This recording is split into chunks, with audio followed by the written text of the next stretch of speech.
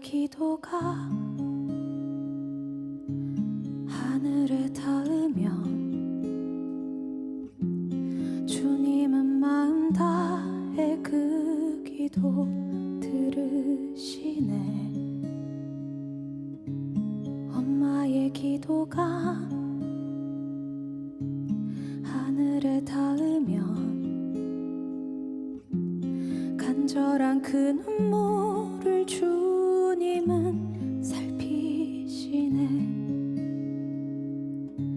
자신을 위한 기도를 조금씩 아껴서 자식을 위한 기도에 모든 걸 바치는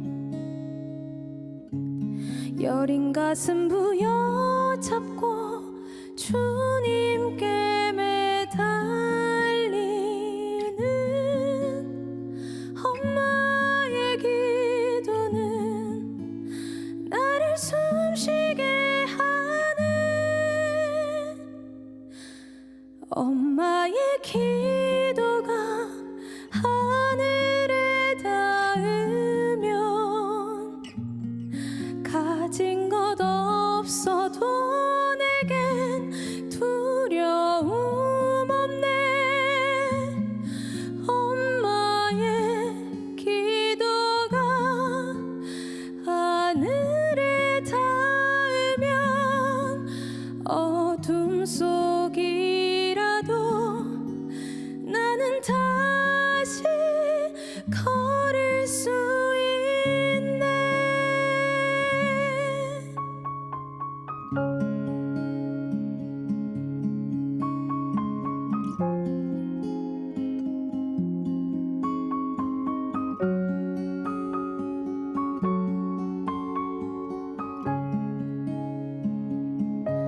자신을 위한 기도를 조금씩 아껴서 자식을 위한 기도에 모든 걸 바치는 여린 가슴 부여잡고 주님께 매달리는 엄마의 기도는 나를 숨쉬게 하네. 엄마의 기도가 하늘에 닿으면 가진 것 없어도 내겐 두려움 없네. 엄마의 기도가 하늘에 닿으면 어둠 속이라도 나는 다시 걸을 수 있네.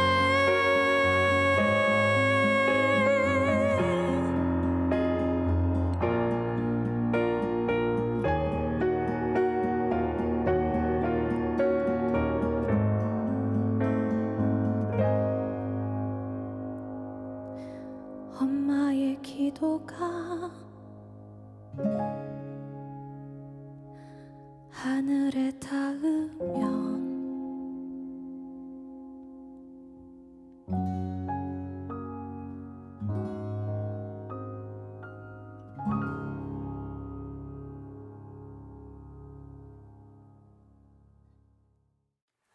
안녕하세요. 생명수호에 대한 하느님의 가르침 토크 콘서트 for you 서울대교구 생명위원회 사무국장 박정우 후보신부입니다. 안녕하세요. 서미주 세실리아입니다. 네, 오늘은 지난 시간에 이어서 생명 탄생에 관한 이야기 이어가도록 하겠습니다.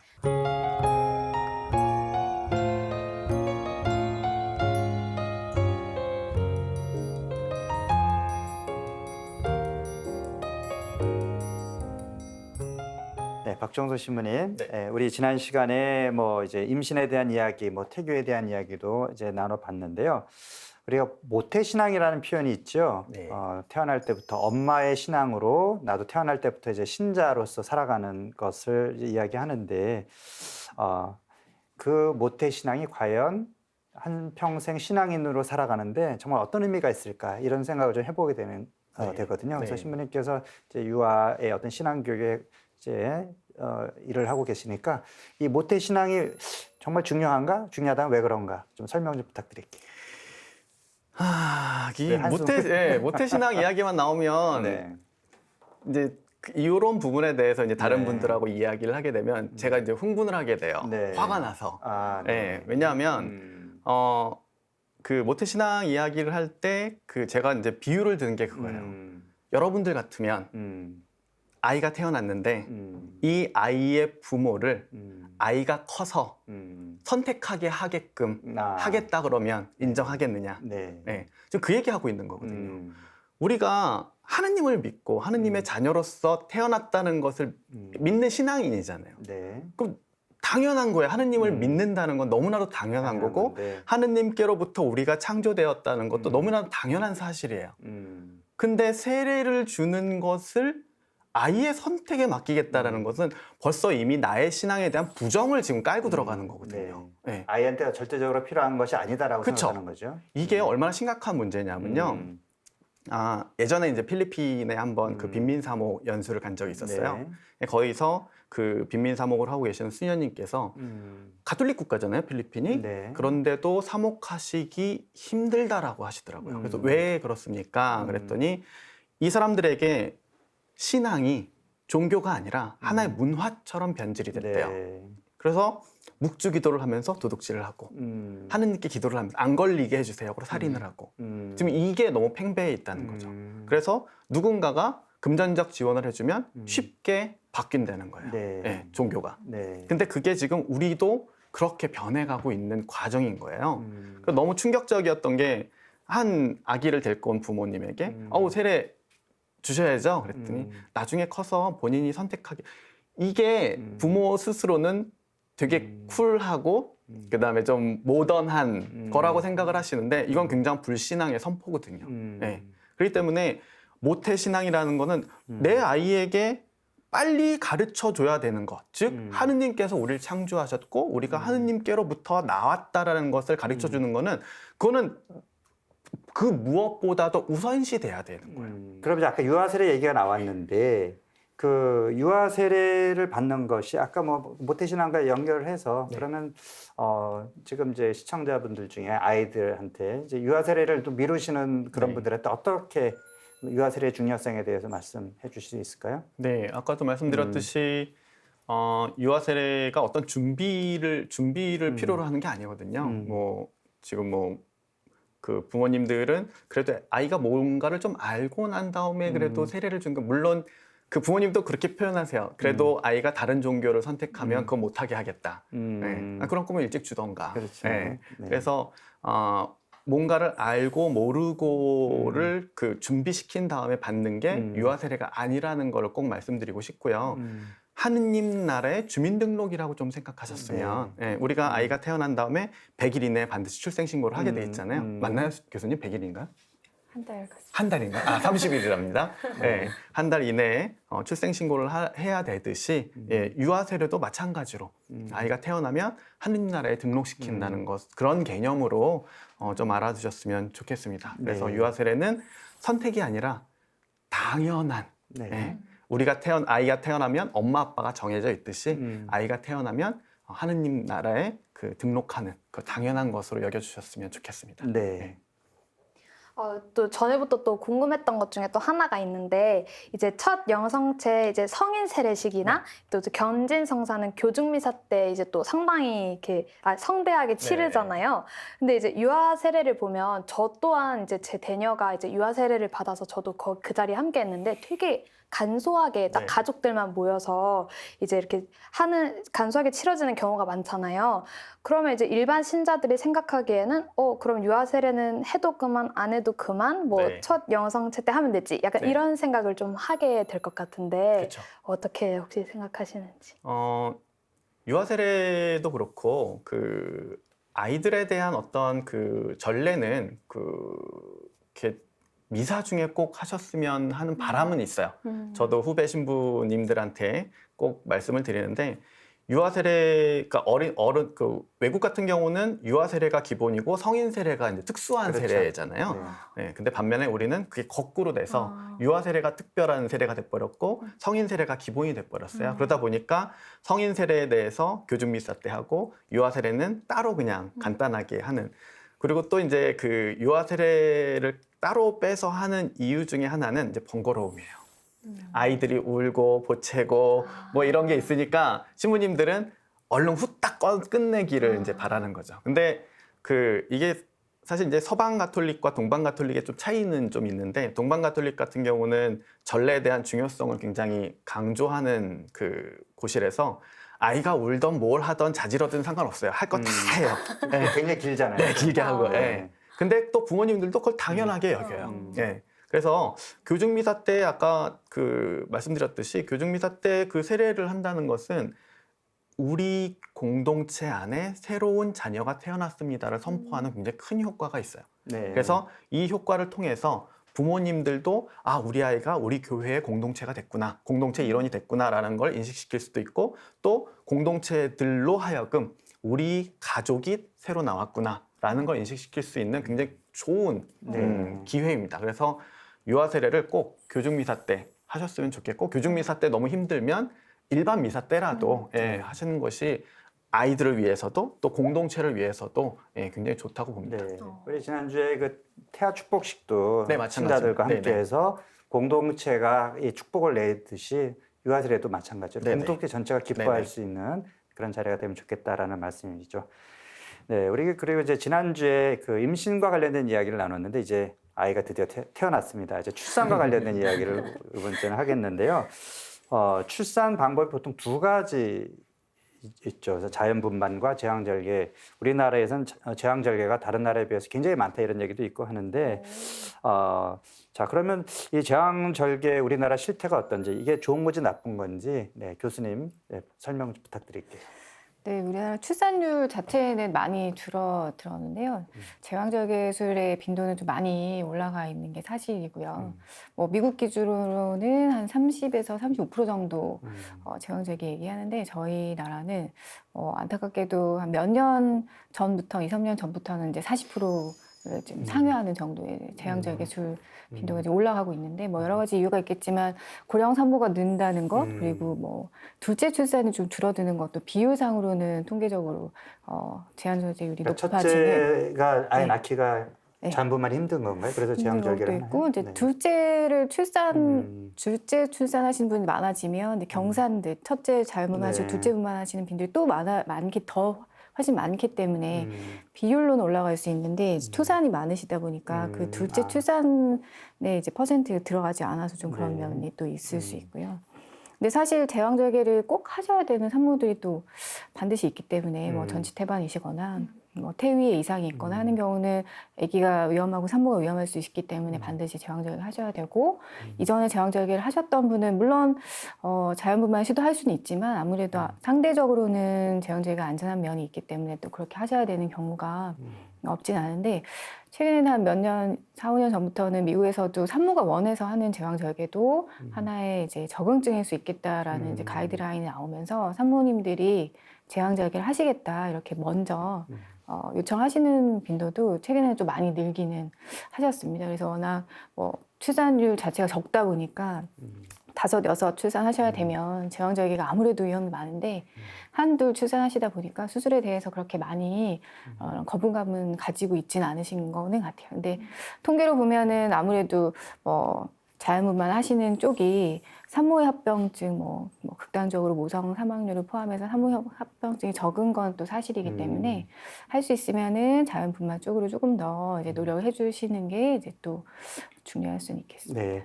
자연분만이 조금 더 안전하긴 하지만 산모의 상황에 따라서는 제왕절개를 또 선택해야 되는 경우도 있다. 어쨌든 제왕절개가 좀 늘어나는 추세다 이런 말씀하셨고요.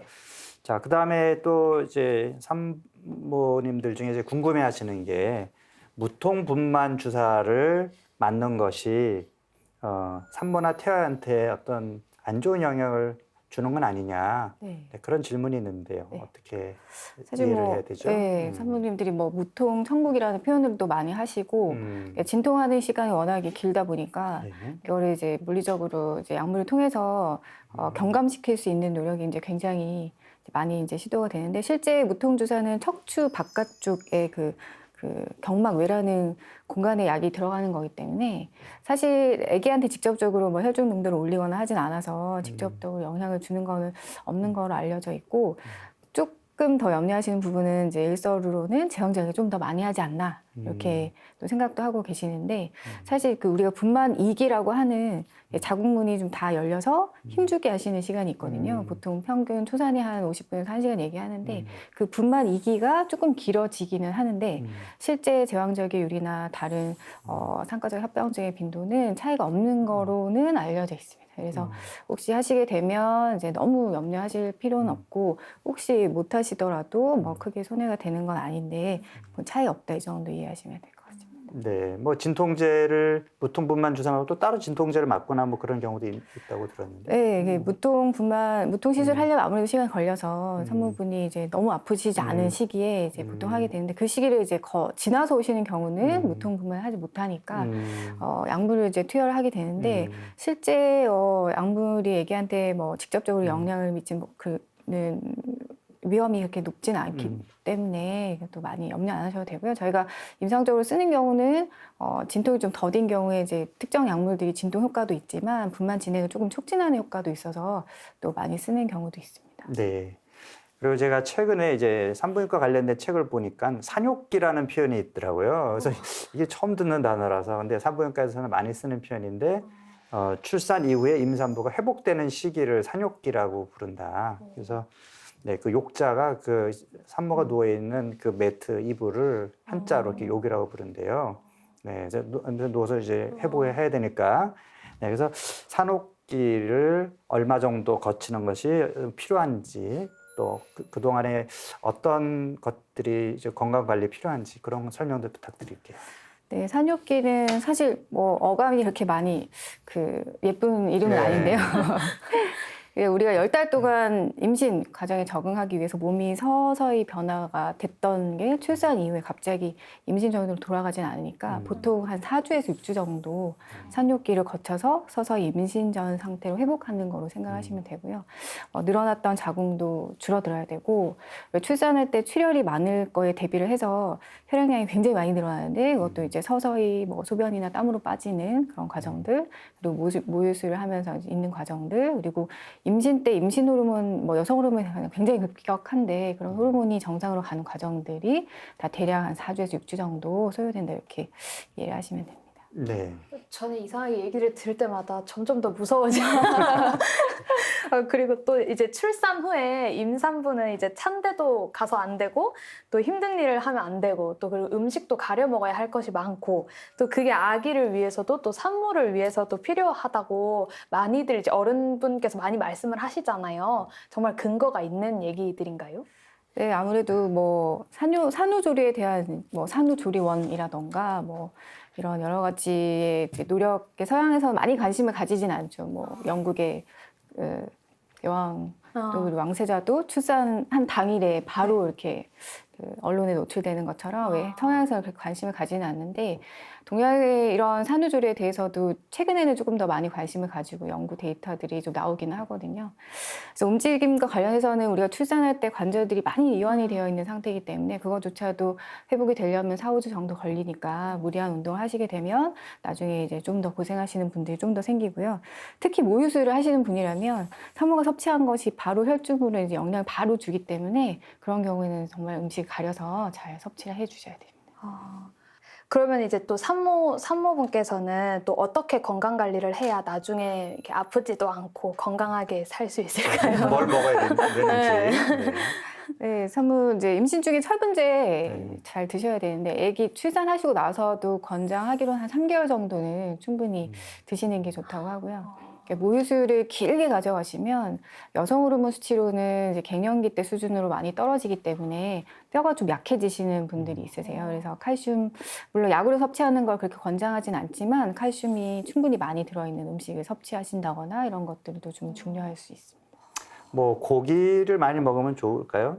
네, 단백질 섭취는 네. 뭐 임신 중 포함해서 이제 출산하고 나서도 굉장히 중요하고, 근데 오히려 반대로 또 그 산모님들이 체중이 좀 늘어나는 거에 대해서 부담을 또 많이 가지시다 보니까 오히려 이제 그런 쪽으로 오히려 더 안 드신다든지 오히려 운동을 빨리 하시려고 하신다든지 하는 경향이 있는데, 저는 이제 모유수유나 이런 거를 하시면은 보통 한 명 출산할 때마다 한 1.6kg 정도는 남는다고는 하거든요. 근데 그 정도를 나중에 노력하셔도 되기 때문에 일단 지금은 이제 적응하는 한 4주에서 6주 정도는 그 적응하는데 이제 신경을 쓰시면 됩니다. 아니, 이제 걱정이 되는 게 우리 또 다른 우리 진행자 홍찬미 씨는 이제 채식주의자라 고기를 먹으면 안 드시는데 혹시 채식주의자들이 그러면 이런 영양분을 섭취하기 위해서 어떤 거를 먹어야 될까요?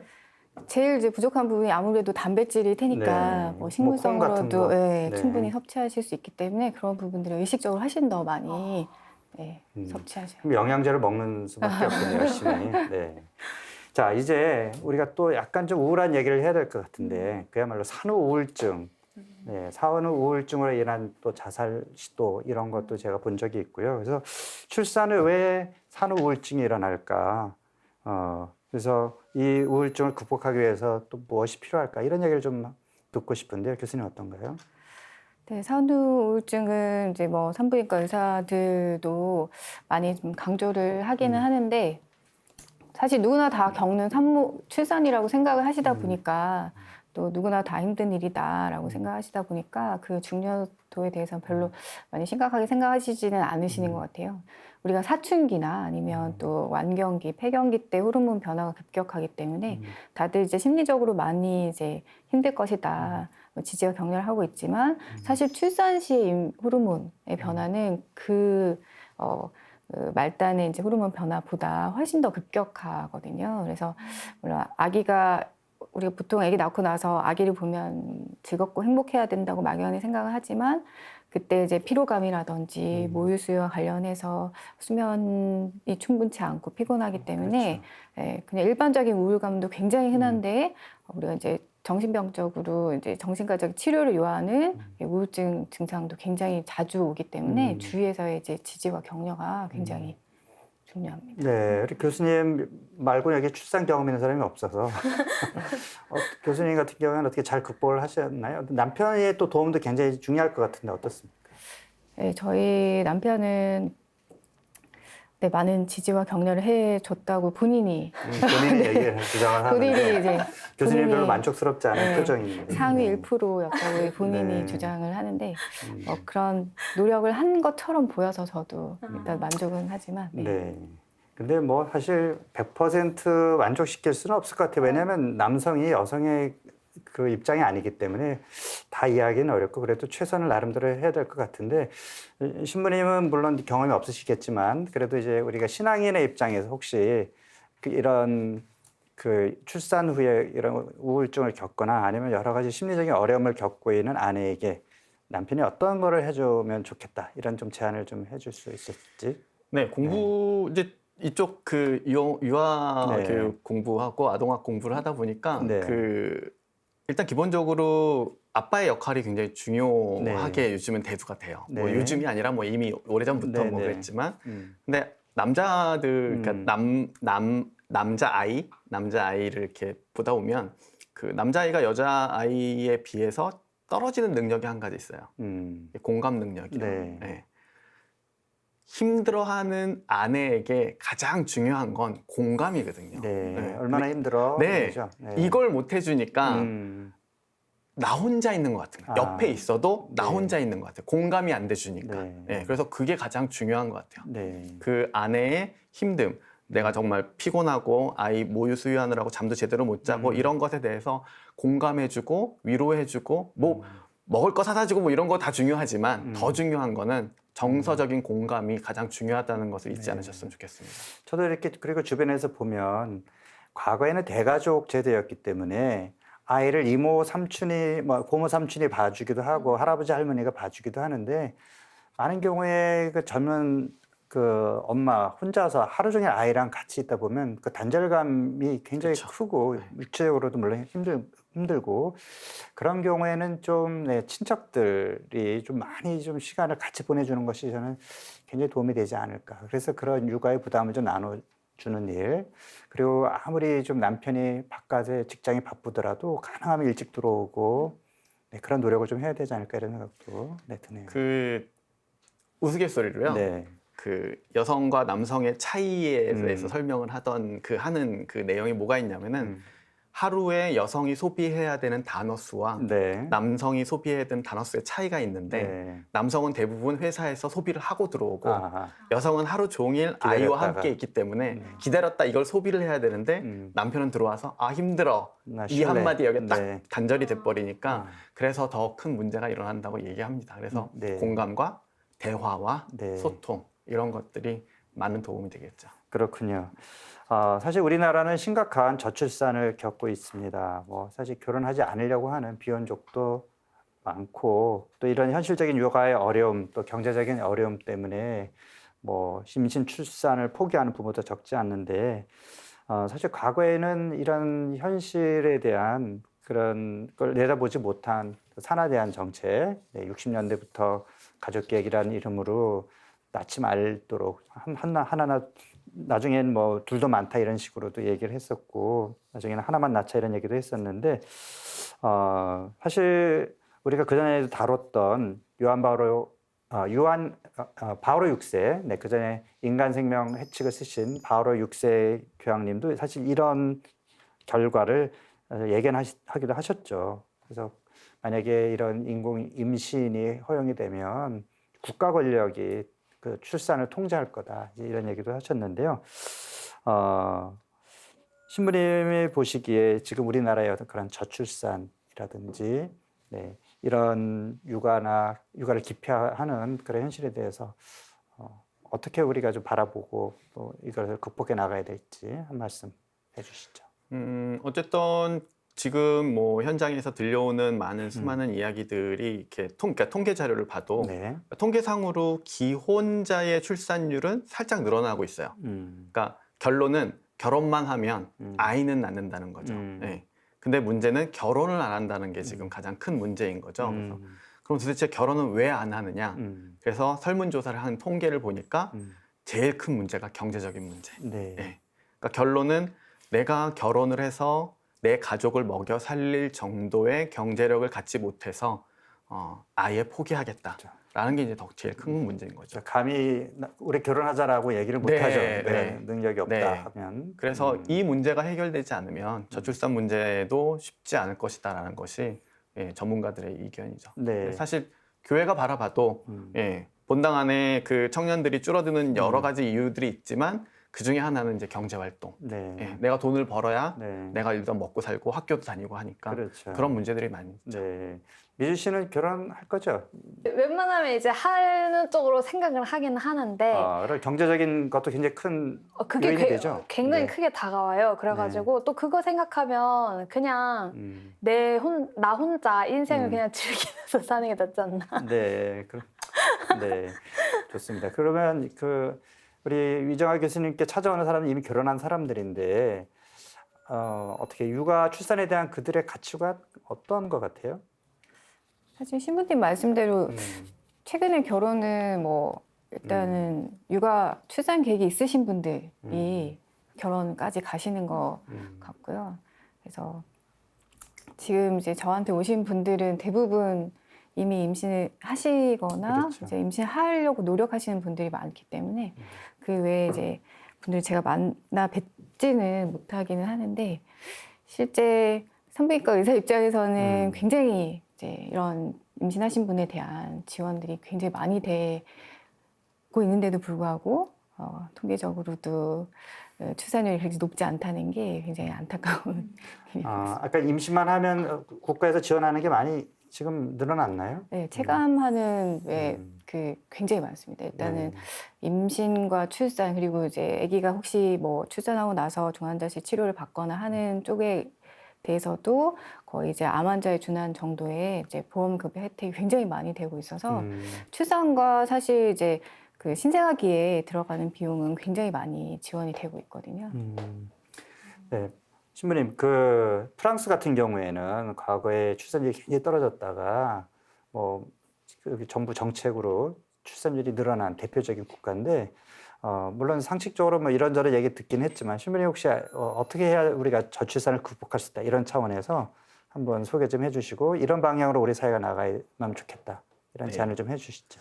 그 프랑스 사례는 사실 그 저희 가톨릭 입장하고는 조금 차이가 있어요. 네. 왜냐하면 아까도 말씀드렸듯이 결혼만 하면 아이를 낳는데 결혼하지 않아서 문제잖아요. 네. 근데 프랑스가 그렇거든요. 프랑스가 결혼을 하지 않아서 지금 문제고 결혼하지 않으니까 애를 안 낳는 거고.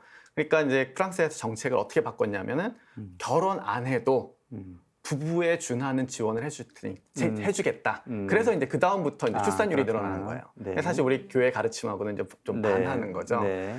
그래서 결론은 결혼하게끔 해줘라. 네. 정부에서 여러 가지 지원책이 결혼에 좀 중점이 되었으면 좋겠다라는 거예요. 네. 네, 경제적 지원들이. 네. 우리 미주 씨는 이제 앞으로 이제 정말 혼인을 해야 될 또 출산을 해야 될 사람으로서 정부가 이런 정책을 해주면 좋겠다.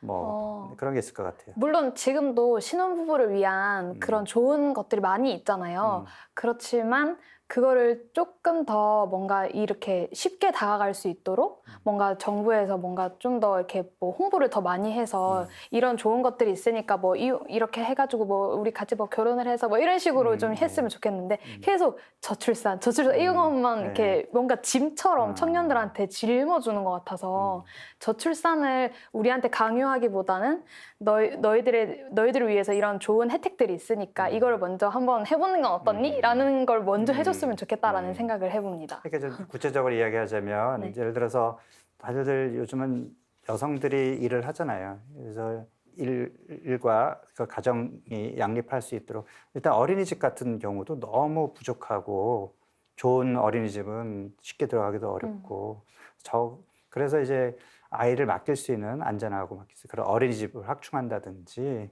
교육학적으로는 적어도 3살까지는 부모가 키우는 것이 네. 좋다고 이야기를 해요. 그러려면 이게 어떤 정책이 뒤따라야 하냐면 특히나 엄마의 그 경력 단절, 그렇죠. 예, 이거를 지원을 해줘야 돼요. 그래서 엄마가 아이를 낳고 적어도 3년 동안 엄마 아빠랑 번갈아 가면서 육아휴직을 하더라도 네. 3년 동안 아이를 키우고 그리고 회사에 편안한 마음으로 복직할 수 있도록. 그러면 그러니까 이제 3살 때까지 육아휴직을 하더라도 불이익 당하지 않게 그쵸. 정책적으로 예. 해준다든지 그 아이를 낳기 힘들어 이제 하는 것들의 그 구체적인 그 어려움들을 정부가 어떤 돈과 제도로 네. 그런 것들을 만들어줄 수 있잖아요. 네. 그런 걸 하면 좋겠다 하는 것이죠. 토크 콘서트 for you. 오늘은 새로운 생명의 거룩한 여정, 임신과 출산에 대해 얘기 나눠봤습니다. 만약 자녀들이 지금 나의 마음을 아프게 하고 내 삶을 지치게 하고 있다고 여겨진다면 처음 아기를 품에 안았던 순간을 떠올려 보시길 바랍니다. 네, 오늘 함께 해주신 박종수 사도연 신부님, 위정화 교수님 두 분 감사합니다. 저희는 새로운 생명 이야기로 다음 이 시간에 다시 찾아뵙겠습니다. 고맙습니다.